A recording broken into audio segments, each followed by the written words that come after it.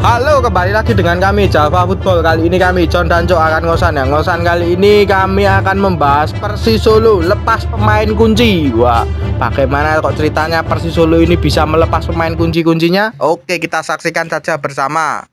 Nah, klub Persis Solo sendiri ini klub juga cukup mengejutkan. Kemarin finish di 10 besar seperti PSS Sleman di tahun kemarin waktu mereka itu lolos ke Liga 1 waktu dilatih itu klub juga mengejutkan. Terbaiklah daripada yang lolos-lolos yang versinya itu lah. Ini Persis juga sama statusnya 10 besar, mereka juga terbaik di antara 3 klub yang mungkin lolos ke Liga 1, Rans dan Dewa United. Nah, Persis Solo termasuk terbaik, tetapi juga penampilannya Persis Solo ini juga belum begitu yahut atau belum begitu konsisten, masih ketergantungan dengan beberapa orang.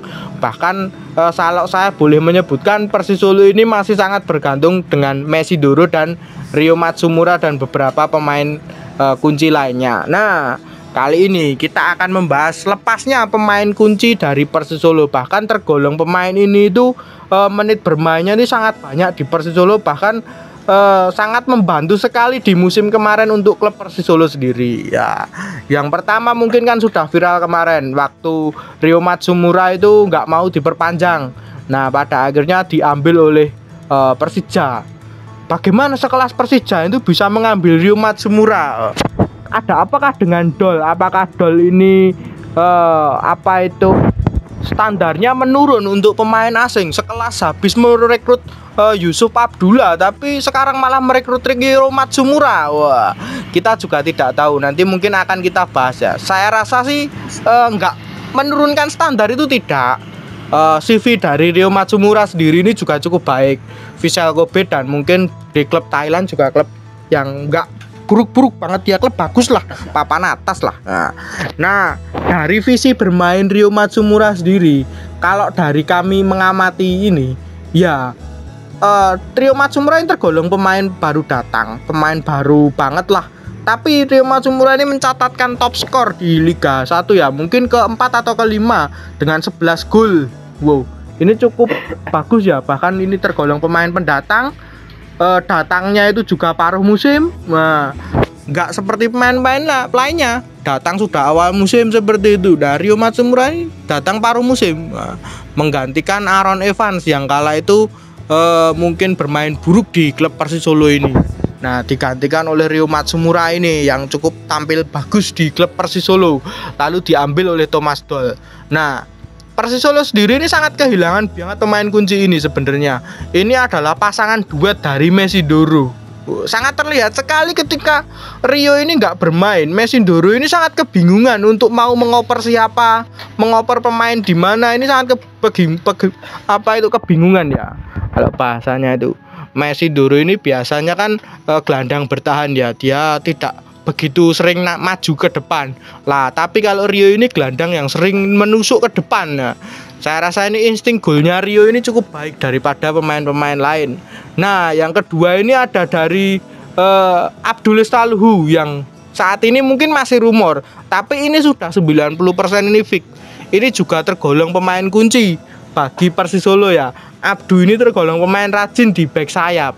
Nah, ini lepas ke PSS Sleman, kabar yang saya dengar. Eman-eman banget sebenarnya. Menurut pendapatmu gimana, Cuk? Melepas 2 pemain kunci ini dan mempertahankan pemain-pemain yang musim kemarin bermain cukup nggak bagus lah ya, kalau bisa dibilang seperti itu. Ini gimana, Cuk? Ya, yang saya sayangkan itu Rio Matsumura ya. Nah, kita tahu sendiri bahwa Thomas Doll itu ya tahu kapasitasnya, dia kan pelatih level dunia lah, atau level Eropa ya, top Eropa. Dia pernah melatih Borussia Dortmund, dia pernah melatih klub Hungaria, klub bahkan juara Asia seperti Al Hilal, dia udah pernah melatih. Jadi pengalaman jam terbangnya tinggi. Maka dari itu Thomas Doll itu kalau ngambil pemain asing itu nggak pernah sih kayaknya ngambil pemain asing dari Liga Indonesia. Kelasnya pasti tinggi-tinggi semua, bahkan belum pernah main di Indonesia. Tapi yang saya heran, kenapa dia itu mengambil Rio ya? Kenapa dia nggak mengambil pemain-pemain Jepang yang lain di Indonesia atau pemain asing top-top di Indonesia? Berarti Rio ini punya keistimewaan luar biasa yang tidak dimiliki oleh pemain asing di seluruh Indonesia.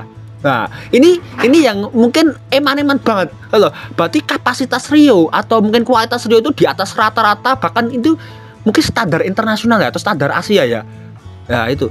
Memang kalau kita lihat dari CV-nya atau mungkin jam terbangnya Rio itu luar biasa sih. Dia pernah bermain di Vissel Kobe, klub top Jepang lah ya. Terus terakhir itu bermain di BG Pathum, itu klub terbaik Thailand loh ya. Berarti benar-benar Persolo sangat kehilangan sosok pemain asing yang sangat istimewa. Ini bagi Thomas Doll istimewa ya, bagi kita juga berarti sangat istimewa sekali. Sulit mencari pemain seperti ini, kecuali Persisolo mau ngambil dari pemain Jepang dari Kashima Antlers atau Gamba Osaka, itu pasti bagus, tapi memang kesulitannya tingkat tinggi untuk mengambil pemain seperti itu. Nah, Rio ini kita kehilangan. Ya betul, kalau Rio sudah pasti ya, tapi saya lebih ke Abdu ini. Nah, back lainnya di klub Persisolo ini seperti yang mulai dipertahankan. Saya juga cukup kaget mempertahankan back seperti Rian Miziar, seperti Egy Taufik, seperti Jamie dan lain-lain. Ini apakah keputusan yang tepat gitu loh? Maksudnya apakah keputusan yang sudah oke gitu? Mungkin kalau pemain asing si Jamie-nya itu mungkin kalau untuk satu musim ini sih masih oke, tapi saya rasa sih sudah seperti mau habis ini back Jamie ini sebenarnya. Beberapa kali memang emosinya tidak bisa terkontrol, lalu seringkali kalah duel dan lain-lain. Kemarin bahkan dengan Persib Bandung dengan David Da Silva kalah duel dan lain-lain ya. Bisa dibilang seperti itu. Lalu pemain lokalnya dua ini gimana? Apa bisa dinilai sendiri musim kemarin seperti apa? Kita sebagai netizen atau tukang paido online itu biasanya kita kan tahu, wah main elek. Nah, seperti itu kita kan melihat gitu. Pelatih kira nonton. Apakah pelatihnya tidak ada tim statistik gitu? Nah, seperti itu. Bahkan kita bisa berkata ya, musim kemarin kalau kalian melihat jika Rian Miziar ini jatuh, itu pasti terjadi gol. Beberapa kali terjadi seperti itu kalau kalian memperhatikan. Nah, seperti itu terus gitu. Jadi mungkin ini perlu evaluasi lagi. Nah, Abdu berperan penting kemarin, naik turun. Walaupun memang di sisi back Abdu ini terlihat memang sangat nggak begitu bagus, tapi jika membantu serangan Abdu ini cukup rajin gitu. Maunya bisa dibilang nggak ada gantinya lah di Persis. Nah, selalu menit bermain itu selalu full kalau untuk Abdul Lestaluhu ini. Tapi sangat eman-eman juga lepas ini. Kabarnya kan bermain di PSS Sleman nanti. Wah, maneman bangetnya. Kita lihat saja Persisolo ini akan mendatangkan siapa. Rumor banget yang beredar kan Ramadan Sananta. Ini kan posisinya sebagai striker. Ini cukup bagus untuk klub Persisolo sendiri. Tetapi duetnya ini loh, wah ini Fernando Rodriguez. Apakah pelatih tersebut itu kan sebenarnya pemain asing ini nggak perlu diberi duet dengan striker lain ya? Apakah pemain asing Fernando Rodriguez ini pelatihnya juga masih bimbang ataupun mau memecat itu bingung atau gimana ini? Wah, kudune pemain asing ini chip ijen we wani itu, striker satu tunggale wani. Apakah Rodriguez ini butuh partner duet atau gimana ini? Wah, ini cukup bertanda tanya juga ya. Walaupun musim kemarin Rodriguez juga enggak buruk-buruk maksudnya enggak ibaratnya ora kaya striker PSS Sleman itu seperti siapa? Seperti Michael Cagas. Wah, tapi Rodriguez beberapa kali memang membuang-buang peluang sia-sia ya, ibaratnya seharusnya mungkin 90% jadi gol jadi terbuang sia-sia lah. Itu yang mungkin kurang bagus untuk Rodriguez. Tapi mendatangkan Sananta mungkin untuk menutupi itu atau gimana saya juga kurang tahu. Tapi kalau untuk pengganti Ryo Matsumura, pengganti Abdul Lestaluhu, kita juga masih belum tahu ya. Atau mungkin Persisolo jojo iki ameh melu-melu Bali United iki. Umurnya 30 plus dikontrak kabeh. Ya, seperti itu cukup berbahaya ya sebagai klub ya.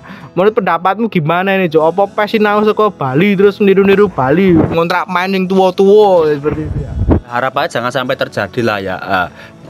biarkan Persisolo itu dengan idealismenya sendiri, bahwa Persisolo itu bisa mengembangkan talent-talent lokal, talent muda dikombinasikan dengan pemain berkualitas ya, bukan pemain tua tapi pemain berkualitas ya. Tapi yang saya soroti memang pembelian Ramadhan Sananta kalau bisa terrealisasi luar biasa sih. Ini kan pemain habis menjadi kemarin ini top skor lah ya, top skor di PSM Makassar, terus di SEA Games dia itu berkontribusi membawa Indonesia juara. Wah, ini pemain kelas banget lah ya. Tapi sayangnya sih memang saya agak gelo. Ini misalkan Rio Matsumura ini masih di Persis terus diduetkan dengan Ramadhan Sananta, ini cocok banget loh. Lah ya di Ramadan diduetkan karo Rodriguez ya mumet no ketoke malahan. Wah, saya mungkin kurang cocok sih bahasanya. Ini memang Ramadhan ini kan target man ya, goal getter ya. Dia membutuhkan asis dari mungkin second striker yang mungkin setipe Rio Matsumura. Ya, itu kan luar biasa. Tapi sayangnya kan nggak terjadi ya. Ini mungkin saya harapkan Persisolo itu bisa merekrut pemain ya, pemain asing ya. Katanya sih dari Filipina sih, tapi mungkin masih rumor ya, pemain ASEAN itu. Kita lihat saja nanti. Ya betul, rumornya banyak cok, nggak dari Filipina aja, tapi dari Malaysia JDT terutama. Wah, apa meneh JDT meneh. Saya sebenarnya kurang percaya dengan pemain Malaysia ataupun JDT ya, ataupun Malaysia lainnya siapapun. Saya sebenarnya kurang percaya dengan pemain tersebut. Atau lebih baik Filipina aja. Filipina naturalisasi genah bule, tapi kan mereka mendapat slot slot ASEAN ya, jadi lebih bagus seperti itu. Tapi kalau untuk slot ASEAN di Malaysia, wah sama aja sih sebenarnya. Dan kemungkinan besar naturalisasi dari Malaysia, tapi ya nggak mungkin dilepas oleh JDT sebenarnya. Nah, mungkin itu saja perbincangan kita tentang Persisolo ini. Jangan lupa like, comment, dan subscribe.